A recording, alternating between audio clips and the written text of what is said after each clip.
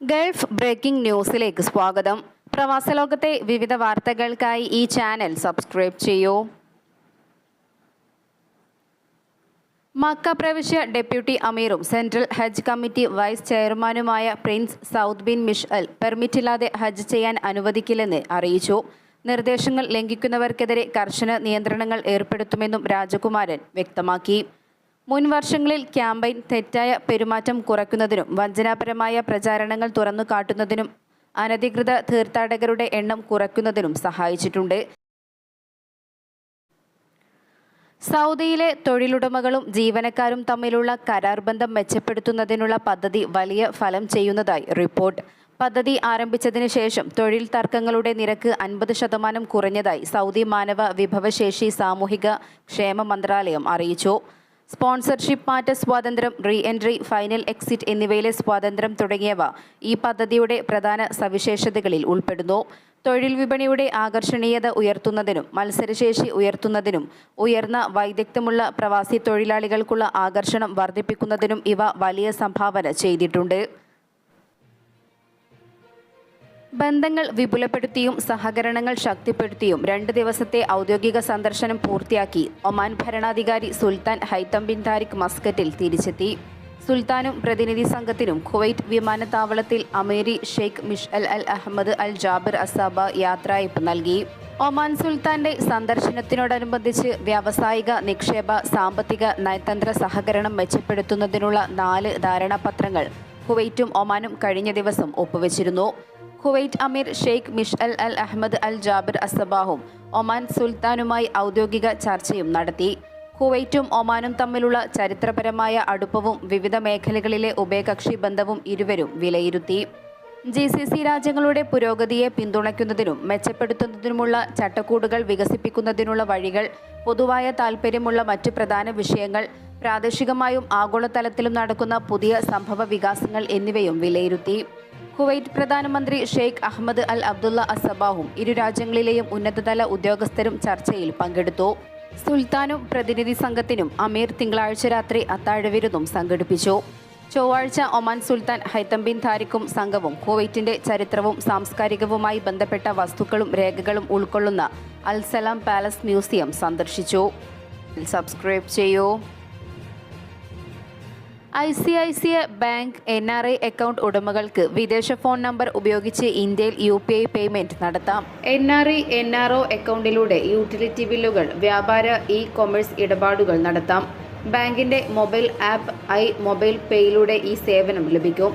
National payments corporation payment ഗേറ്റ്വേയിലൂടെയാണ് ഈ സേവനം ലഭ്യമാക്കുന്നത്. US, UK, UAE, Canada, Singapore, Australia, Hong Kong, Oman, Qatar, Saudi Arabia എന്നീ 10 രാജ്യങ്ങളിൽ ഈ സൗകര്യം ലഭ്യമാണ്. ഇന്ത്യയിൽ QR കോഡ് സ്കാൻ ചെയ്ത് UPI പേയ്മെന്റുകൾ നടത്താം. 10 രാജ്യങ്ങളിലുള്ള ഇന്ത്യക്കാർക്ക് അവരുടെ ഫോൺ ഇന്ത്യൻ നമ്പറിലേക്ക് മാറാതെ തന്നെ UPI ഉപയോഗിക്കാമെന്ന് ICICI bank digital channels and partnerships മേധാവി സിദ്ധാർത്ഥ മിശ്ര അറിയിച്ചു.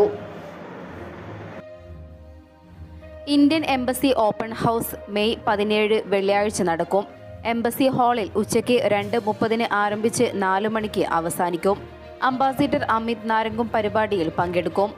ഒമാനിൽ താമസിക്കുന്ന ഇന്ത്യക്കാരായ പ്രവാസികൾക്ക് പരാതികൾ ബോധിപ്പിക്കുന്നതിനും വിവിധ വിഷയങ്ങളിൽ എംബസിയുടെ സഹായങ്ങൾ ലഭ്യമാക്കുന്നതിനും അവസരം ലഭിക്കും. അതേസമയം ഓപ്പൺ ഹൗസിൽ നേരിട്ട് പങ്കെടുക്കാൻ സാധിക്കാത്തവർക്ക് 98282270 എന്ന നമ്പറിൽ മുൻകൂട്ടി രജിസ്റ്റർ ചെയ്യാവുന്നതാണ്. ഓപ്പൺ ഹൗസ് സമയത്ത് ഇവരെ എംബസി ഉദ്യോഗസ്ഥർ ബന്ധപ്പെടുമെന്നും അധികൃതർ അറിയിച്ചു. സംസ്ഥാന ഹജ്ജ് കമ്മിറ്റി മുഖേനയുള്ള ഈ വർഷത്തെ ഹജ്ജ് യാത്രയുടെ കൊച്ചി രാജ്യാന്തര വിമാനത്താവളത്തിലെ ഒരുക്കങ്ങൾ പുരോഗമിക്കുന്നു. അഡീഷണൽ ജില്ലാ മജിസ്ട്രേറ്റ് ആശ C. എബ്രഹാമിന്റെ അധ്യക്ഷതയിൽ ചേർന്ന യോഗം മുന്നൊരുക്കങ്ങൾ വിലയിരുത്തി. 1 ലക്ഷം ചതുരശ്ര അടിയിലാണ് ക്യാമ്പ് ഒരുക്കുന്നത്. ഈ മാസം 24 മുതൽ ജൂൺ 10 വരെയാണ് ഹജ്ജ് ക്യാമ്പ്. 4474 പേരാണ് കൊച്ചി വിമാനത്താവളം വഴി ഹജ്ജിന് പോകുന്നത്. ഇതിൽ 1826 പേർ പുരുഷന്മാരും 2448 പേർ സ്ത്രീകളുമാണ്. ലക്ഷദ്വീപിൽ നിന്നുള്ള 93 പേരും തമിഴ്നാട്ടിൽ നിന്നുള്ള 105 പേരും കർണാടകയിൽ നിന്ന് 2 പേരും കൊച്ചി വഴിയാണ് പോകുന്നത്. സൗദി എയർലൈൻസാണ് കൊച്ചിയിൽ നിന്നും സർവീസ് നടത്തുന്നത്. 26-ന് ഉച്ചയ്ക്ക് 12:30-ന് 279 ഹാജിമാരുമായി ആദ്യ വിമാനം പുറപ്പെടും.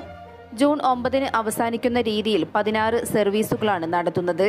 കൊച്ചി കൂടാതെ കോഴിക്കോട്, കണ്ണൂർ എംബാർക്കേഷൻ പോയിന്റുകളിൽ നിന്നും ഹാജിമാർ യാത്ര ചെയ്യും. ഹജ്ജ് യാത്ര എളുപ്പവും സൗകര്യപ്രദവുമാക്കുന്നതിന് സിയാലിൽ ഇതുവരെ സ്വീകരിച്ച കാര്യങ്ങൾ അഡീഷണൽ ജില്ലാ മജിസ്ട്രേറ്റ് വിലയിരുത്തി.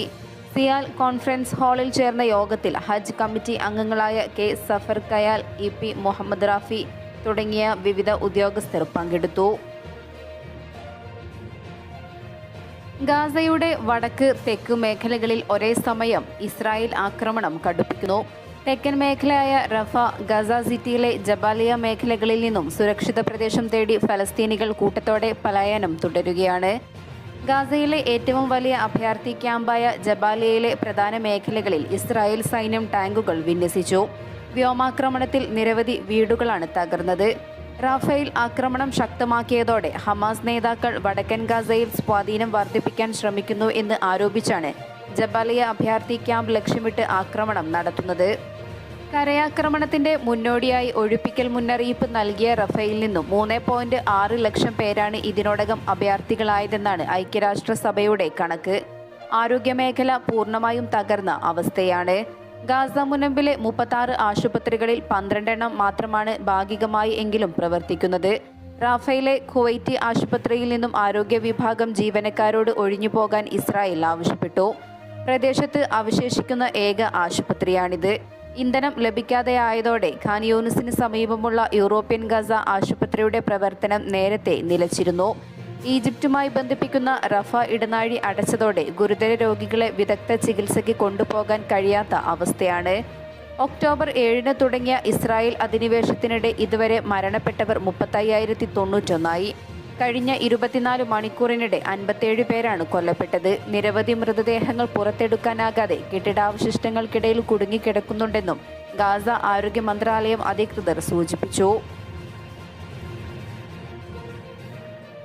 ഒമാൻ ഭരണാധികാരി സുൽത്താൻ ഹൈത്തം ബിൻ താരിഖിന് അറബ് പാർലമെന്റിന്റെ ലീഡർഷിപ്പ് അവാർഡ്സ്. അറബ് രാഷ്ട്രങ്ങളുടെ പ്രശ്നങ്ങൾ പരിഹരിക്കാനായി സുൽത്താൻ നടത്തിയ സേവനങ്ങൾ പരിഗണിച്ചാണ് അറബ് പാർലമെന്റിന്റെ ആദരവ് നൽകിയത്. സുൽത്താനെ പ്രതിനിധീകരിച്ച് അന്താരാഷ്ട്ര ബന്ധങ്ങളുടെയും സഹകരണ കാര്യങ്ങളുടെയും ഉപപ്രധാനമന്ത്രിയും സുൽത്താന്റെ പ്രത്യേക പ്രതിനിധിയുമായ Sayyid Asad bin Tariq Al Saud awards ഏറ്റുവാങ്ങി. Arab parliament speaker Adil Abdulrahman Al അസൂമിയും പ്രതിനിധി സംഘവും ഓഫീസിലെത്തിയാണ് പുരസ്കാരം കൈമാറിയത്. അവാർഡ് ദാന ചടങ്ങിൽ Shura council speaker Khalid bin Hilal Al Mawali, Arab parliament അംഗങ്ങൾ എന്നിവർ പങ്കെടുത്തു. പുതിയ അധ്യയന വർഷം കൂടുതൽ വിദ്യാർത്ഥികൾ പ്രവേശനം തേടിയെത്തിയതോടെ ഉച്ചയ്ക്ക് ശേഷമുള്ള ഷിഫ്റ്റുകൾ ആരംഭിക്കാൻ ഇന്ത്യൻ സ്കൂളുകൾ ഒരുങ്ങുന്നു. വിദ്യാഭ്യാസ മന്ത്രാലയത്തിന്റെയും ഇന്ത്യൻ സ്കൂൾസ് ബോർഡ് ഓഫ് ഡയറക്ടേഴ്സിന്റെയും അനുമതി ലഭിച്ചതോടെ മസ്കറ്റ്, ഡാർസെറ്റ് ഇന്ത്യൻ സ്കൂളുകളാണ് 2 ഷിഫ്റ്റുകളിലായി ക്ലാസുകൾ വികസിപ്പിക്കുന്നത്. KG മുതൽ 5ാം തരം വരെയുള്ള ക്ലാസുകളിലാണ് 2 ഇന്ത്യൻ സ്കൂളുകളും ഷിഫ്റ്റ് സൗകര്യം ഒരുക്കുന്നത്.